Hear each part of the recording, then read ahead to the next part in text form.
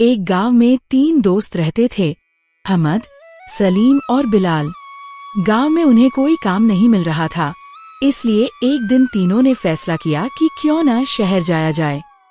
उन्होंने सोचा कि शहर जाकर मेहनत करेंगे, खूब कमाएंगे और अच्छी जिंदगी जिएंगे। यही सोचकर तीनों ने शहर की तरफ सफर शुरू कर दिया। यारो, गांव में तो हमें कोई काम नहीं मिल रहा। मुझे लगता है हमें शहर जाना चाहिए। वहां शायद हमें काम भी मिल जाए और हम अच्छा पैसा भी कमा सके। हाँ अहमद, तुम ठीक कह रहे हो। अगर हम यहाँ बैठे रहेंगे तो कुछ नहीं होगा। चलो शहर चलते हैं, शायद हमारी किस्मत बदल जाए। ठीक है दोस्तों, फिर फैसला हो गया। हम आज ही शहर की तरफ निकलते हैं और वहां जाकर मेहनत से काम करेंगे। तीनों दोस्त सफर करते हुए एक घने जंगल से गुजरने लगे। चलते चलते अचानक उन्हें दूर एक पेड़ के नीचे कुछ चमकता हुआ नजर आया।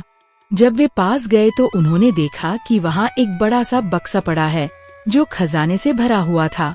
तीनों दोस्त यह देखकर बहुत खुश हो गए। अरे दोस्तों, देखो, ये तो खजाने से भरा हुआ बक्सा है। आज तो हमारी किस्मत सच में चमक गई। हाँ सच में। अगर हम इस खजाने को आपस में बांट लें तो हमें शहर जाने की भी जरूरत नहीं पड़ेगी। चलो इस खजाने को उठाकर किसी सुरक्षित जगह चलते हैं। फिर आराम से बैठकर फैसला करेंगे कि इसे कैसे बांटना है। तीनों दोस्त खजाने का बक्सा उठाकर शहर के करीब एक पेड़ के नीचे बैठ गए।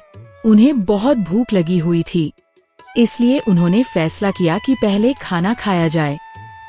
दोस्तों, मुझे बहुत भूख लगी है। ऐसा करते हैं कि हम में से एक शहर जाकर खाना ले आए। फिर हम आराम से खाना खाएंगे और खजाने को बराबर बांट लेंगे। हाँ यह ठीक है। एक आदमी खाना ले आए और बाकी 2 यहाँ खजाने की रखवाली करें। ठीक है, मैं शहर से खाना लेकर आता हूँ। तुम दोनों यहीं मेरा इंतजार करो। बिलाल शहर की तरफ खाना लेने चला गया, लेकिन रास्ते में उसके मन में लालच आ गया।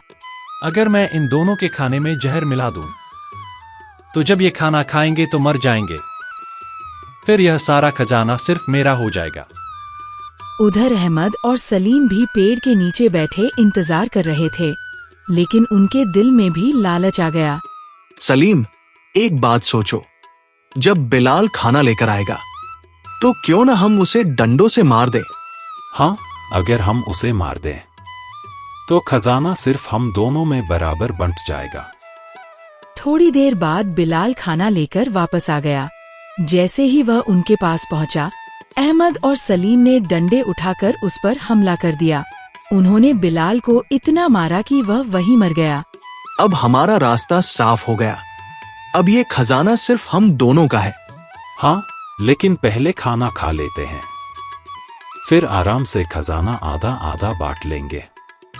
दोनों दोस्तों ने खाना खाना शुरू किया, लेकिन उन्हें क्या पता था कि उसी खाने में जहर मिला हुआ है।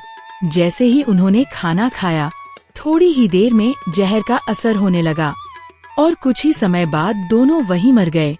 इस तरह तीनों दोस्त लालच की वजह से अपनी जान गंवा बैठे। खजाना वहीं का वहीं पड़ा रह गया और जंगल में फिर से सन्नाटा छा गया।